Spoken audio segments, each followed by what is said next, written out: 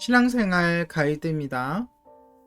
우리가 지금 10계명을 살펴보고 있는데요. 하나님을 향한 사랑, 그 네 번째 시간입니다. 너는 내 하나님 여호와의 이름을 망령되게 부르지 말라. 여호와는 그의 이름을 망령되게 부르는 자를 죄 없다 하지 아니하리라. 출애굽기 20장 7절 말씀입니다. 하나님의 이름을 망령되이 일컫는 경우는 여러 가지가 있을 수 있으며 이는 모두 제3계명을 범하는 것입니다. 무엇보다 가장 명백한 경우는 나쁜 언어를 사용하는 것과 관계가 있습니다. 여호와의 이름, 즉 하나님의 이름은 그분께서 친히 알려주신 칭호들, 예를 들어 주, 하나님, 전능자, 그리스도, 예수, 여호와 등을 가리킨다고 말할 수 있습니다. 따라서 하나님의 이름을 함부로 사용하는 것은 그 칭호들을 저주의 말이나 비속어로 사용하는 것을 포함합니다.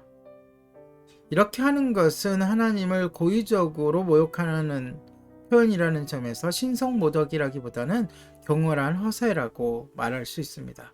그렇지만 하나님의 이름을 맹세 같은 데 사용하는 것은 그분을 경시하는 명백한 증거이며 그분을 경배하려는 열망과 결코 양립할 수 없습니다.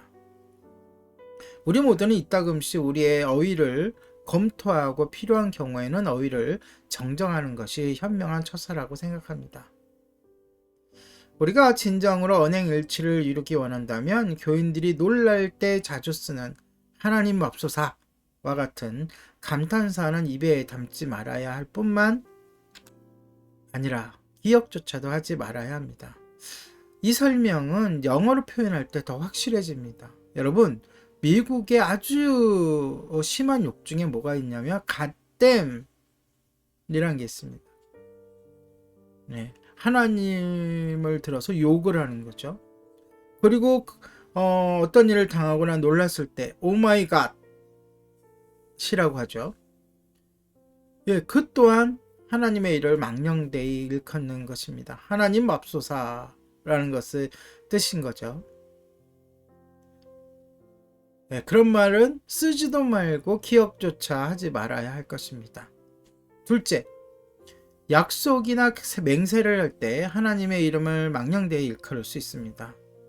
전능하신 하나님의 이름으로 맹세하고 나서 그 약속을 깨트린다면 그것은 곧 거짓 맹세하는 것이며 하나님의 성호에 대한 경외심이 심각하게 결여되어 있음을 은연중에 드러내는 것입니다.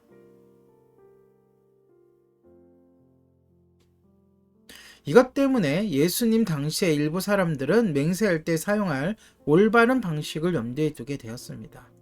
그들이 주장하던 바에 따르면 하나님의 이름으로 맹세를 할 수밖에 없지만 그렇게 하지 않고 하늘과 땅과 그 밖의 것을 두고 맹세한다면 문제될 것이 없다고 했습니다. 다시 설명합니다. 하나님의 이름을 하지 말고 차라리 별이라든지 달이라든지 하늘이라든지 땅이라든지 그 밖의 것들로 맹세하라는 것이죠. 그러나 예수님은 이러한 구분을 반박하시면서 하늘은 하나님의 보좌이고 땅은 그분의 발등상이므로 이런 표현들조차도 하나님에 대한 암시적인 언급을 담고 있다는 사실을 지적하셨습니다. 한 걸음 더 나아가서 예수님은 제자들에게 결코 맹세하지 말라고 촉구하셨습니다. 약속을 잘 지키기로 소문난 정직한 사람에게는 달리 맹세가 필요 없다는 것이죠. 그저 간단하게 예 혹은 아니요 라고 대답하는 것만으로도 충분합니다. 이에 대한 더 궁금증이 있다면 마태복음 5장 33절에서 37절을 직접 읽어보시기 바랍니다. 셋째는 하나님의 이름은 단순한 단어 이상의 의미가 있습니다. 그것은 그분이 계시하신 바로 그분 자신입니다. 그러므로 우리의 행동이 그분의 인격과 맞지 않는다면 우리는 그분의 이름을 망령되이 일컫는 것입니다.